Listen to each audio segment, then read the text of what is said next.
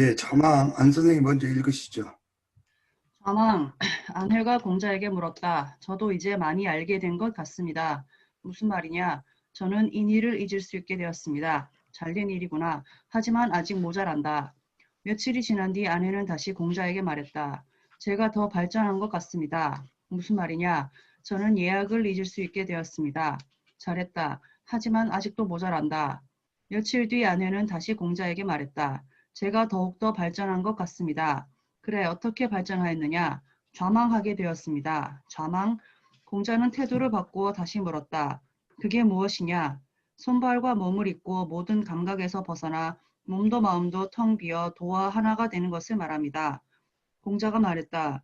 도와 하나가 되면 선악의 구별이 없어지고 도와 함께 변화하며 무한한 자유를 얻게 된다. 너는 정말 훌륭하구나. 나도 내 뒤를 따라야겠다. 예, 이따가 또 도가와 육아를 비교하게 될 텐데, 기본적으로 우리가 이제 머릿속으로 생각하는 걸 개념이라고 그러고, 이게 이제 우리가 인간의 입장에서 현실화될 때는 언어로 표현되기도 하고, 문자로 표현되기도 한다는 거죠. 그러니까 노자가 볼 때는 이 모든 것이 억지로 현실화되는 거예요. 근데 개념이라고 할 때는 이제 우리가 사유라고도 할 수 있는데, 사유의 세계죠. 이거는 현실화에 비해서는 이제 이상이죠.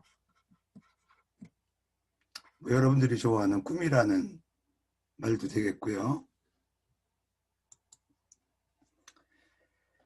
사실은 이 도가는 여기에 집착하는 어떤 제자백가, 대표적으로 육아가 그렇고, 목가, 법가.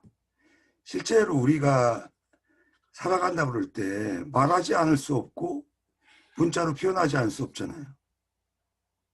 이거 인정하시죠?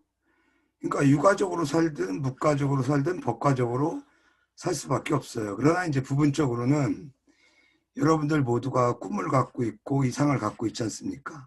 그렇죠? 그러니까 이것도 어떤 의미에서 우리가 부인할 수 없는 거예요. 송미교 선생님 지금까지 한 말 이해되시나요? 네, 상대적으로는 이쪽이 현실화된 것이지만 우리가 스스로 돌아봐도 사람 누구에게나 꿈이 있고 이상이 있잖아요. 그렇죠? 예. 네, 그런 의미에서 이상과 꿈도 완전히 현실과 괴리됐다고 볼 수는 없어요. 그러니까 통합해서 보면 이게 우리가 말하는 삶이죠. 다만 무게중심을 어디에 두느냐의 그런 차이다.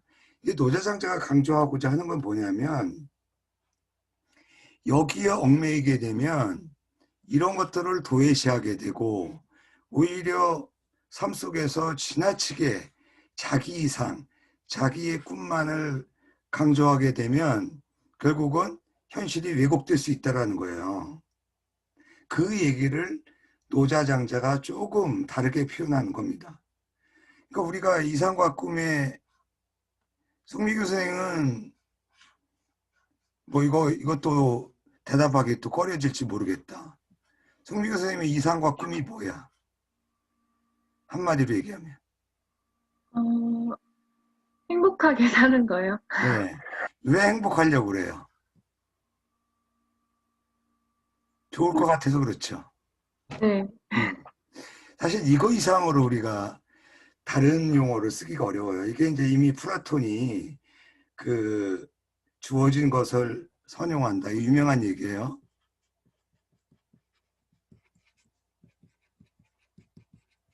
이거 이상으로 고상하게 표현할 수 있는 인생의 목표 이상이 없어요. 근데 송미교 선생이 아주 그 궁극적인 대답을 해버려가지고 별로 재미가 없네. 나는 돈을 버는 게 꿈이라. 뭐 부동산 아니면 로또 맞는 게 꿈이다 이렇게 얘기할 줄 알았더니 그런 것들은 다 행복을 가기 위한 수단이죠. 그렇죠? 네. 네, 그리고 우리가 운명론 운명을 완전히 거부할 수 없잖아요. 육아든 도가든. 그게 뭐예요? 주어진 것이잖아요. 나에게 현실적으로 주어진 것을 잘 이용하고 쓴다라는 거거든요. 그래서 사람마다 단계는 다르지만 조금씩 여기에 이제 접근하고자 하다가 궁극적으로는 자기의 모든 행복을 이루고 죽는 사람이 누가 있겠어요. 물론 뭐 죽을 때 웃으면서 죽을 수 있는 사람은 많이 있지만 그게 웃음이라는 게 뭐예요? 다 이루어서 웃고 편안한 죽음을 맞이한다고 보기는 어렵죠. 저 역시도 마찬가지예요. 내가 이루려고 했던 건 다 이루지 못했더라도 이 정도에서 우리가 만족할 수 있는 거, 그게 어떤 의미에서는 수양이죠. 예. 그러니까 우리가 나이가 들어간다는 게 뭐예요? 계속 젊었을 때 막 이 완성도를 높이려고 노력하다가 결국 어느 정도 정점에 이르러서는 이걸 조금씩 줄여나가서 결국 이 정도 선에서 만족을 하고 편안한 마음으로 이 삶을 어느 정도 정돈하는 게 아닌가 모르겠어요. 저도 뭐 완벽하게 죽어보거나 이러질 않아서. 다만 제가 요즘에 느끼는 건 뭐냐면 제가 그동안 가졌던 거를 조금씩 덜어나가는 그런 느낌은 제가 가질 수 있다. 그런 의미에서 좀 만족감을 갖고는 있습니다. 좀 피상적으로 이제 얘기를 했는데 우리가 이제 노자장자를 비교한다면 이런 거예요. 노자는 우리가 앞에서 봤지만 장자에 비해서는 이 몸을 상당히 중시해요. 이거 어려운 얘기 아니에요. 우리의 현실적인 육신, 다시 말하면 처세, 이걸 상당히 중시해요. 그러니까 노자는 어린아이라든가 물이라든가 그런 어떤 부드러움으로 오히려 강함이라든가 단단함을 무조건 맞닥뜨리는 것보다는 그거에 순응하는 측면을 더 강조하고 그게 더 인간의 행복이라든가 자유를 위해서는 처세적인 측면에서 그 강함보다는 부드러움의 처세를 강조하는 거거든요.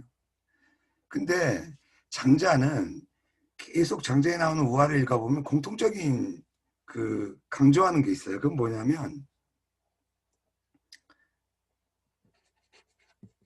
정신적인 세계. 그러니까 장자에서 강조되는 용어는 자유예요. 그러니까 처세와 자유는 약간 뉘앙스가 다르죠. 물론 노자적인 처세는 왜 부드러움의 처세를 강조할까요? 부러지기보다는 나름대로의 적응함으로써 자기 자신의 정신적인 세계를 지키려고 하는 그런 의도가 깔려 있는 거거든요.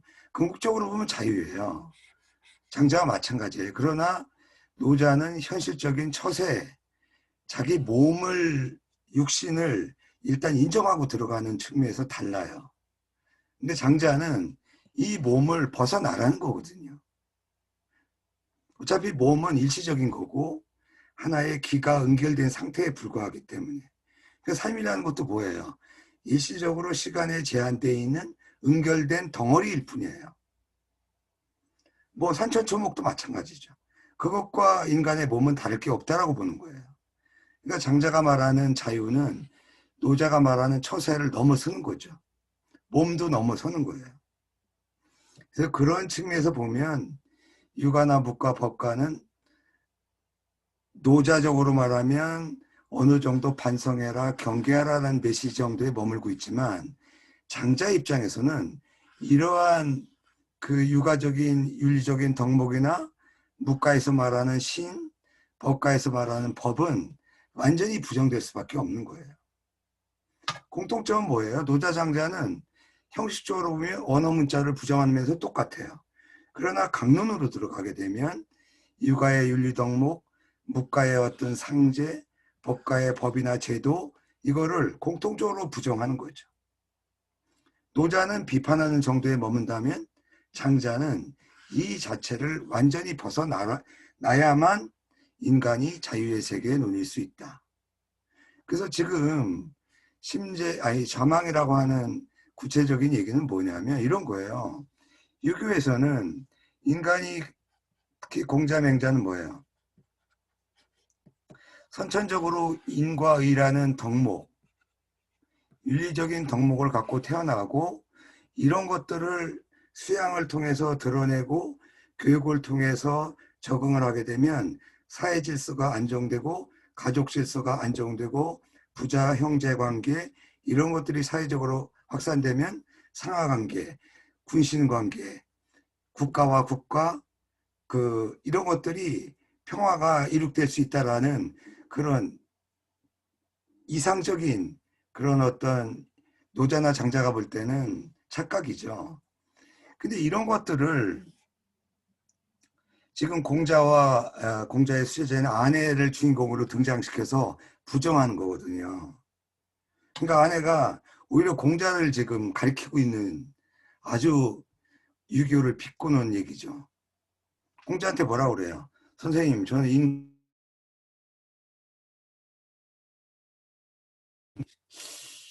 왜 자꾸 에러가 나지?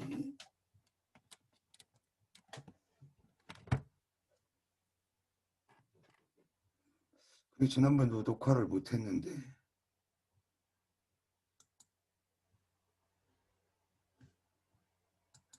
제 목소리는 들립니까? 네. 네. 이러다가 화면이 에러가 나면 그다음부터 녹화도 안 되던데. 네. 어쨌든 뭐 안 들은 사람 할 수 없는 거죠. 뭐 녹화 안 되면. 그 다음에 예약을 잊었다는 건 뭐냐면 내가 유교에서 말하는 윤리적인 덕목을 잊었다라고 할 때 그 자유감은 뭐예요? 우리가 그렇잖아요. 남을 신경 쓰기도 하고 그다음에 남이 나를 어떻게 생각할 건가 이런 걸 이제 의식하고 또 내가 싸가지 없다라는 얘기를 들으면 어떻게 이런 것들을 의식하게 되잖아요. 근데 여러분들 주변에 보면 남의 얘기라든가 남의 시각을 신경 안 쓰고 상당히 자유롭게 지내는 친구들이 있잖아요. 어느 조직이나 어느 인간관계나 그런 사람들이 있어요. 상대적으로 자유롭게 사는 사람들. 그 사람들하고 깊이 있는 얘기를 하게 되면 그 사람들이 윤리 덕목이 없어서가 아니에요. 어떻게 보면 나와 다른 관점에서 보는 거거든요. 그런 것들을 통해서 보면 노자장자의 메시지가 상당히 의미 있는 측면이 있어요. 왜?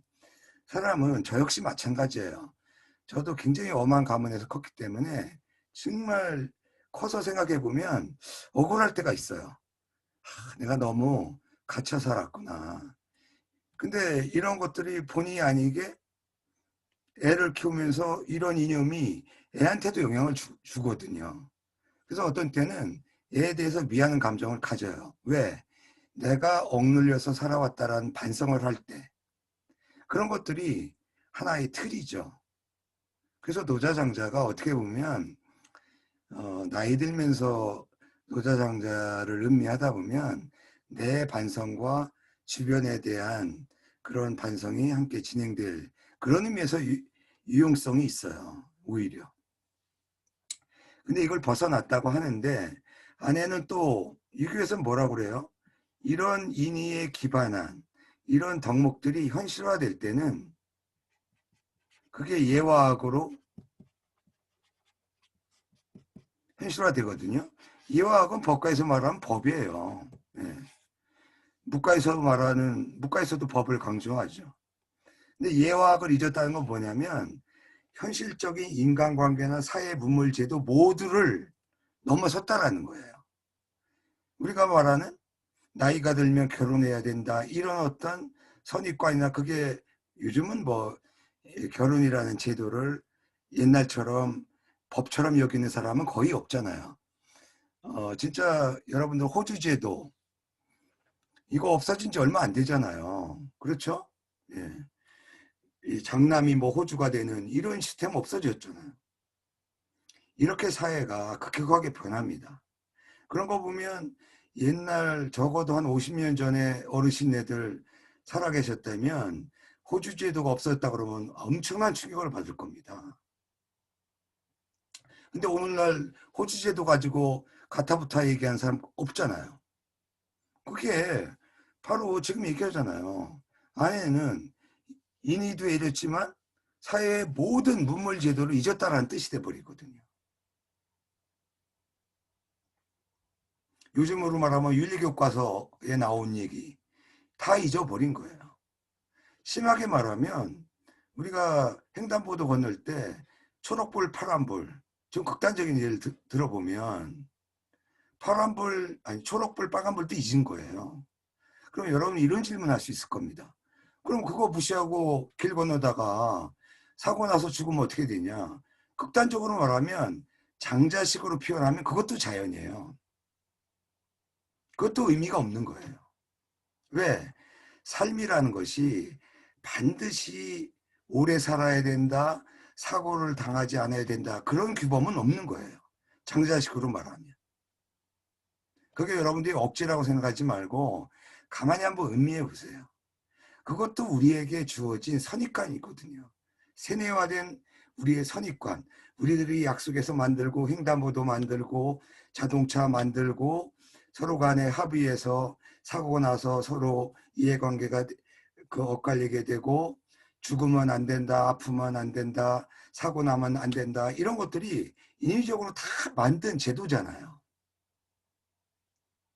사람이 많아지고 도시화가 되고 만일 자동차가 없고 옛날 노자장자의 기준에서 보면 자동차라는 건 거부될 수밖에 없는 거죠. 이 극단적인 예지만 한번 음미를 해보시고요. 그 다음에 책 속의 명문장, 어차피 이건 나중에 다 보긴 할 텐데 다 한번 읽어보고 이따 원문으로 들어가죠. 송미교 선생님이 한번 읽어보죠. 수즉다욕. 네. 수즉다욕. 아들이 많으면 두려움이 많아지고 부자가 되면 일이 많아지며 오래 살면 욕됨이 많아진다. 요임금의 말이다. 그러나 이러한 생각은 아직도 많은 집착에 얽매인 단계이며 장자가 이상이라고 한 그 어떤 것에도 얽매이지 않는 자유의 경지와는 거리가 멀다. 예. 와우 각상. 아니, 예, 요거 한번 설명하고 넘어갈게요. 네. 뭐 가지가 남으면 가지 많은 나무에 뭐 바람이 잦다라는 얘기도 있고 이건 뭐 다 인정할 수 있는 거죠. 예. 오래 살면 욕됨이 많아진다. 이거 다 우화기 때문에 이거 믿으면 안 돼요. 이 장자에 보면 은자들이 굉장히 많이 나와요. 근데 은자들이 궁극적으로는 모두 자살하거든요. 그 사람들의 공통적인 얘기가 이거예요. 오래 살면 자꾸 나한테 와서 왕을 해라든가 부탁을 하거든요. 그래서 이제 등에 돌을 매달고 물에 띄워서 죽는 그런 얘기인데, 그런데 이것만 해도 현실에 대한 어느 정도의 그 깨달음이 있는 거죠. 그러나 이러한 생각에 또 집착을 하지도 말라라는 거예요. 우리가 지난주에 했던 붕세의 우화 기억하죠? 그러니까 까마귀나 까치, 스르라미에 비해서는 붕세는 거시적이고 훨씬 더 자유로움을 느낄 수 있는 그런 그 안목을 갖고 있어요. 만약에 이룩된다면 태풍을 만나서 5천일가 되는 날개가 뜰 수 있다면, 근데 붕세조차도 기다리는 게 있잖아요. 태풍을 기다려. 기다림이 있는 이상 뭐예요? 절대 자유는 아니다. 불교에서도 그러잖아요. 인생이 뭐 고고 뭐 삶이 다 부질없다 그러지만 우리 학교의 옆에 있는 칠보사, 우리가 거기서 보면 왜 신도들이 계단 올라와서 뭐에 올라오고는, 거기 제가 칠보사는 안 들어가 봐서 첫 번째 건물이 뭔지는 모르겠어요. 그 다음에 저 뒤쪽에 있는 게 지장전인데 신도들이 올라와서 합장하고 절하고 나갈 때도 절하고 나가는 모습 보면 저는 그런 생각을 해요. 참 저런 게 풍세와 마찬가지죠. 비록 불교의 이론 자체에서는 그것도 하나의 집착이거든요. 그러나 그 신도들에게는 그런 우상이라든가 집착이 어느 정도 자기의 심신의 안정을 가져오기 때문에 합장을 하고 기도도 하고 인사를 하는 거 아니겠어요? 근데 불교 자체는 뭐예요? 모든 게 공이라고 하지만 색즉시공에서 공 또한 색이 되기 때문에 이 모든 분별을 넘어서야 돼요. 이런 의미에서 장자와 통하죠. 그래서 불교, 어떻게 중국에 불교가 들어와서 불교가 완전히 선종화되잖아요. 선종의 특징이 뭐예요? 바로 이런 분별을 넘어서는 거거든요. 심지어 부처 불경을 태우고 부처님을 훼손하는 일들, 그런 것들이 바로 많은 선승이라든가 선승의 일화에서 그런 얘기들이 많죠. 일시적으로는 이런 것들에 집착할 수 있겠지만 이거조차도 넘어서야 된다. 그게 장자의 논리예요. 그러니까 붕세, 참새에 비해서는 붕세가 자유롭지만 붕세도 절대 자유를 얻은 게 아니다. 결국 다시 돌아가면 뭐예요? 이런 깨달음은 하나의 불교에서 말하는 방편이죠. 그러니까 꿈도 방편이에요. 그러나 왜 불경이나 부처를 우리가 내세우냐? 꿈을 깨기 위한 꿈도 있다라는 거예요. 여러분들이 깜짝 놀라서 깰 수 있죠. 그런 역할을 하는 것이 부처이고 불경이다. 노자나 장자로 말하면 그런 게 뭐예요? 노자 도덕경이나 장자에 나오는 우화가 그런 거예요. 우리가 아까 얘기했잖아요. 개념이 현실화될 때는 언어가 되거나 문자화 된다. 이걸 넘어서야 되죠. 네. 언어 문자가 가지는 가장 극단적인 잘못이 뭐예요? 여기에 집착을 하게 되거든요. 너 이렇게 말했잖아. 너 이런 문자 썼잖아. 그렇죠? 그래서 왜 이거를 모든 제자백과가 뛰어넘대, 노자장자처럼 완전히 노저 뛰어넘지를 않고 이거보다 높은 단계에 있는 경지를 뭐라고 그래요? 미의 세계라고 하는 겁니다. 이게 뭐가 돼요, 여러분들? 유교적으로 말하면 시가 되고 그림이 되죠. 시와 그림의 세계가 뭐예요? 언어 문자로 표출되는 것보다는 시와 그림으로 표현되는 것은 많은 어떤 시인이나 화가가 만약 언어 문자로 표현했다고 보세요. 그러면 얼마나 많은 제약과 한계가 있겠어요. 그러나 이것이 운율로서 그림으로서 이게 바로 미의 세계예요. 이해되십니까?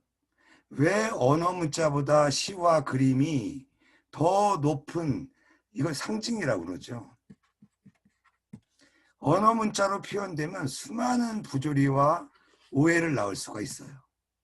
그러나 똑같은 개념이 형상화되더라도 시와 그림의 상징은 이 언어 문자의 세계보다 더 높은 그 작가의 세계를 표현할 수 있는 좋은 방편이 될 수 있다.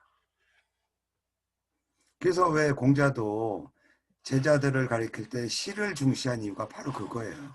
직설적인 표현보다는 시. 근데 뭐 공자는 그림을 그렸다라는 건 없지만 여러분이 그림의 세계를 좋아하시는 분들은 아마 이게 무슨 의미인지는 아실 거예요.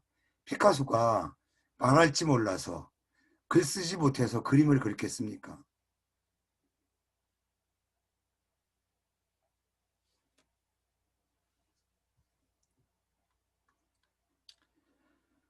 예. 그다음에 와우각상. 예, 송미 교수님 계속 읽으세요. 와우 각상, 달팽이 뿔 위에서 싸운다는 뜻으로 아무것도 아닌 일로 소동을 부리는 어리석음을 비웃는 말이다. 위나라 해왕이 제나라와 전쟁을 벌이려 하자 대진인이라는 장자와 같은 유형의 인물이 두 나라가 싸우는 형국을 달팽이 뿔 위의 싸움이라는 비유를 들어 가르침을 편대서 생겨난 말이다. 예, 많이들 인용합니다. 이것도. 와우는 달팽이란 말이에요. 나선형의 소라는 의미인데 달팽이가 뿔이 있잖아요. 그래서 와우라고 그럽니다. 그러니까 달팽이 뿔이 이렇게 생겼나? 달팽이 요리 먹을 때 뿔도 있던가요? 하도 달팽이 요리 저는 딱 한 번 먹어봤는데 작아서 그게 어디 뭐 그 간에 기별도 안 가더만. 그 달팽이 요리 그 맛이 있나? 난 맛을 모르겠던데. 그러니까 요 좁은 뿔을 위해서 서로 다툰다는 거예요. 예. 그런 아주 속 좁은 그 시야에서 다툰다라는 그런 의미에서 별것도 아닌 걸 가지고 자기 그 입장을 강조할 때 와우각상이라는 말을 쓰는 거죠. 예. 그다음에 감어지수, 거울감자입니다. 계속 읽으세요. 네, 감어지수. 흐르는 물은 거울이 될 수 없지만 고인물은 어떤 모습도 비추어낸다. 그처럼 모든 사물을 있는 그대로 받아들이는 부동의 경지를 두고 하는 말이다. 명경지수와 같은 뜻이다. 예. 이 물은 흐를 때의 그 역동성을 강조할 때도 많이 비유를 하고, 노자에서는 뭐죠? 낮은 데로 흐른다는 것으로서 부드러움의 최고의 상징으로 보잖아요. 맹자 같은 경우에는 뭐 공자도 물을 비유하는 걸 많이 하는데, 논어에 나오는 예는 공자의 일화는 딱 하나밖에 없죠. 공자가 말하는 물은, 그러니까 이 동서양의 이 철인들이 이 물을 비유하는 게 상당히 많아요. 논어를 보면 공자가 이제 그 흐르는 물을 보고 제자들한테 그런 거죠. 가는 것이 이와 같구나. 밤낮을 쉬지 않는다. 그러니까 끊임없이 자강불식하는 그런 상징으로서 얘기한 적이 있고요. 물론 맹자가 인용한 얘기지만 이런 얘기를 하죠. 그 성인의 문화에서 공부한 사람에게는 말하기가 어렵고, 그러니까 잘난 척하기 어렵다는 얘기죠. 바다를 본 사람에게는 물 얘기하기가 어렵다. 이 중국 천하가 크니까 바다 못 본 사람이 많을 거 아니에요. 사실은 우리가 황하나 양자강, 넓은 황하를 볼 때는 물론 황하도 좁은 데서는 좁지만 바다와 같은 그런 것들이 많죠. 여러분들은 바다를 일찍 봤습니까? 저는 바다를 고등학교 때 처음 봤습니다. 충청도도 주매산골 출신이라. 수학여행을 강릉 경포대로 갔는데 제가 바다를 본 충격은 진짜 이루 헤아릴 수가 없어요. 바다를 지금도 굉장히 좋아합니다. 제가 고등학교 때, 대학교 때 바다로 여행 가면 꼭 그 바다를 바라보면서 뒤에서 친구한테 부탁해서 찍은 사진이 굉장히 많습니다. 근데 바다가 참 좋아요. 지금도 그 말없이 출렁이는 걸 보면 참 그 산에서 산을 오르는 것보다는 아직도 그 바다를 보는 느낌이 더 좋은데 여러분도 어떨지 모르겠어요. 맹자는 이제 물 얘기를 할 때 영과유진이라는 말을 쓰죠. 이것도 유명한 얘기예요. 참 공자 맹자다운 얘기입니다. 이런 것만 가지고도 여러분들이 노자와 공자 맹자 장자를 비교할 만한, 그러니까 어떤 측면에서 물을 원용하고 있는가, 그것도 참 흥미로워요. 맹자는 물을 어떤 식으로 설명하냐면 물은 이 도랑과자거든요. 물은 흐르면서 웅덩이, 이 웅덩이 과자도 돼요. 웅덩이를 채운 뒤에 나아간다는 거예요. 그러니까 유교적인 얘기죠, 사실. 그렇죠? 스텝 바이 스텝을 얘기하는 거예요. 건너뛰지 않고. 참 이런 걸 보면 그 옛 선현들은요, 자연에 대한 그 관찰을 통해서 자기의 어떤 현실과 결부시켜서 의미 부여를 하는 거, 참 그 뛰어나지 않습니까? 여러분들은 물이 흐르면 흐르나 보다. 그러지 이런 안목을 갖고 쉽지 않죠. 예. 현대교육을 받은 사람 입장에서도. 근데 노자는 물은 아래로 흐른다. 바다가 천하의 백해의 왕이 된 이유는 가장 낮은 곳에 처해서 좋은 거 나쁜 거 가리지 않고 받아들이기 때문에 백해의 왕이 되었다. 상당히 의미심장하지 않습니까? 예.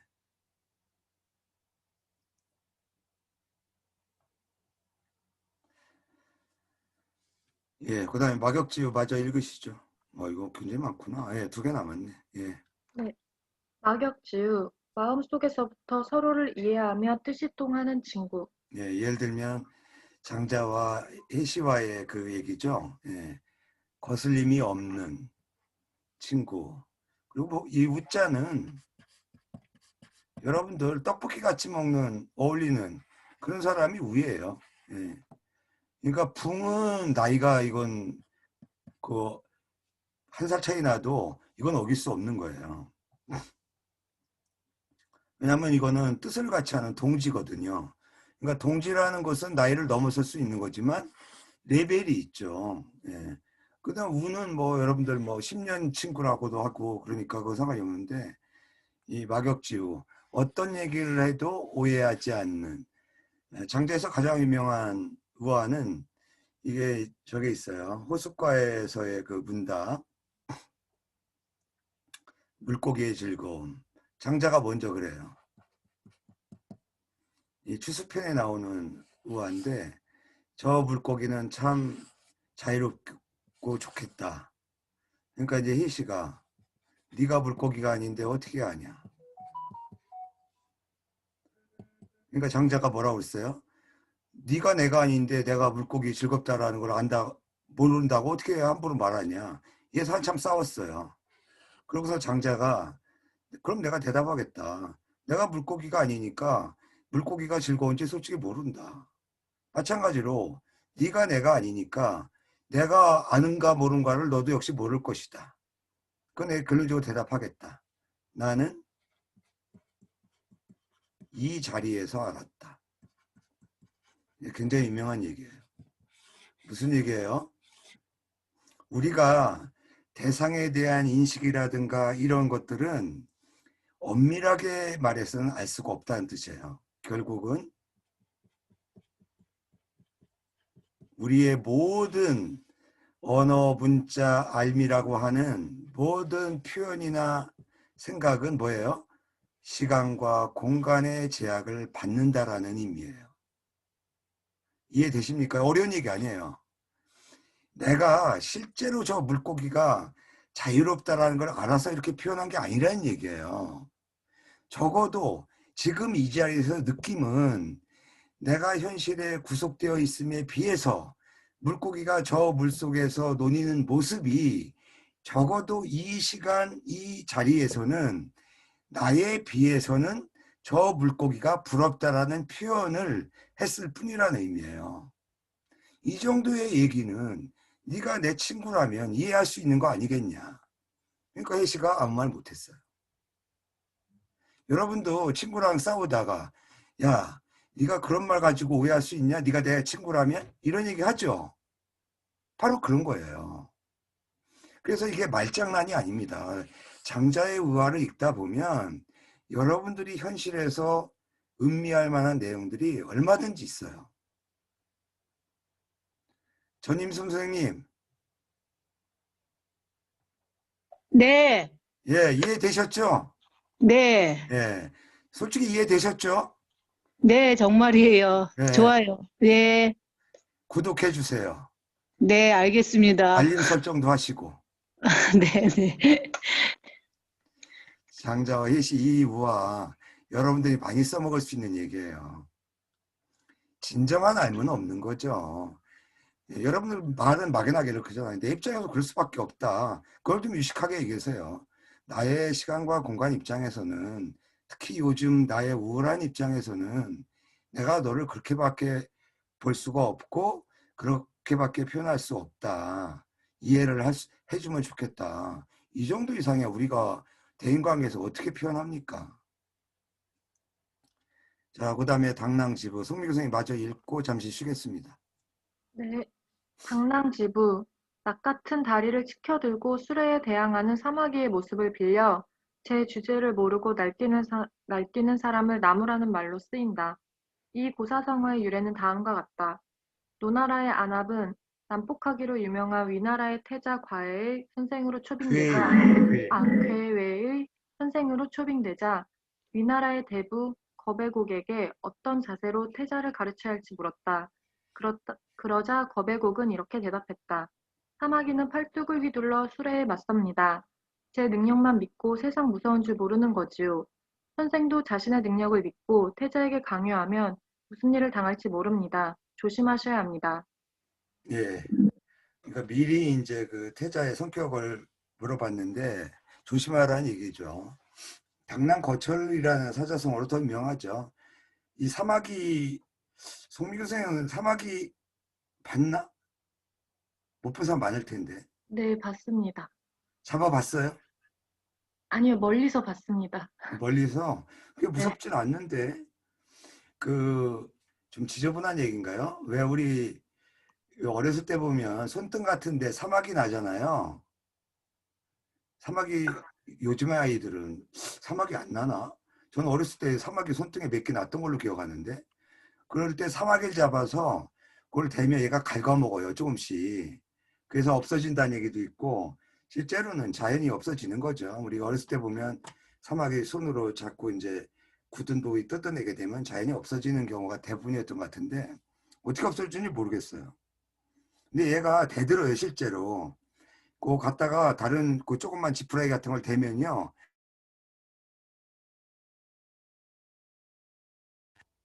이 마이크가 왜 자꾸 이렇게 문제가 생기지? 예. 좀 10분 정도 쉬었다가